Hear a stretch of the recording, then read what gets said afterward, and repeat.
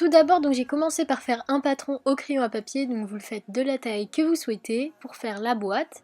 Et on vient commencer par prendre donc une boule de champagne que l'on vient étaler très finement. On dépose notre patron et on découpe l'excédent.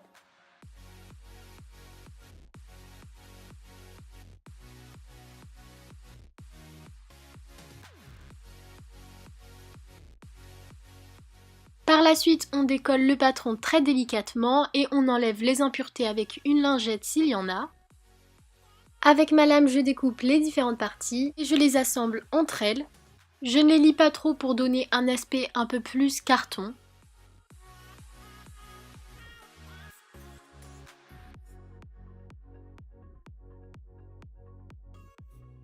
Je crée des languettes avec des lignes de champagne dont je découpe les extrémités en biais.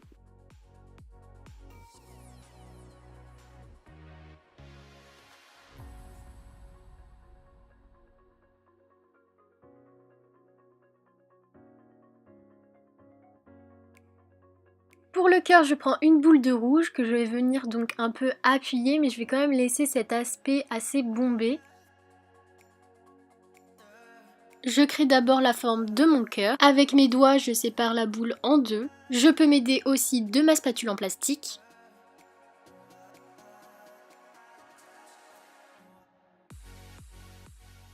Pour donner l'aspect bombé au ballon, j'appuie sur les bords.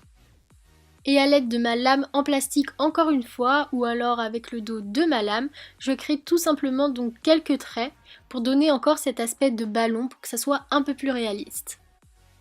Donc ensuite vous pouvez soit utiliser du fil de fer ou alors si vous n'en avez pas de cette taille là, vous pouvez prendre tout simplement un trombone que l'on va ouvrir et découper. Je fais un socle avec de la pâte berk et je fais aussi un pré-trou avec mon aiguille pour que ce soit plus facile d'insérer le fil de fer afin de ne pas déformer le cœur.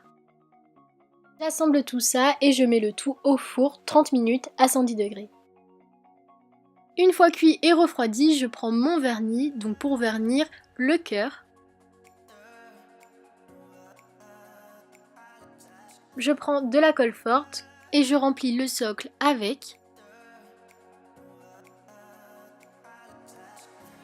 J'attends que ça sèche et j'en mets aussi au niveau du fil de fer pour éviter que le cœur ne bouge trop. Une fois sec, je prends mon ciseau et un masking tape. Donc moi, j'ai décidé d'en prendre un rouge avec des paillettes, mais vous pouvez prendre celui que vous souhaitez. J'y découpe des fines lamelles.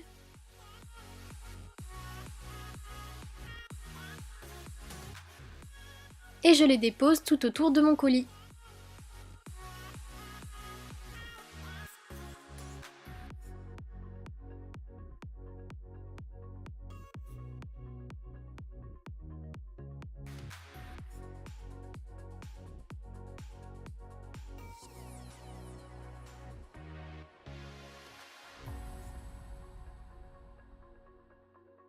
Je prends mon petit nœud en satin et je le raccourcis parce qu'il est trop grand. Je découpe l'excédent et je le place sur une des faces de mon colis.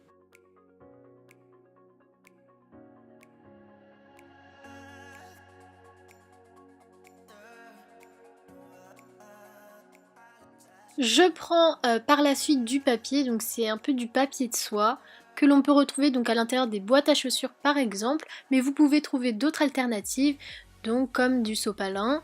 Je viens déchirer des petits bouts à l'intérieur de ce papier, les froisser et les mettre dans mon colis.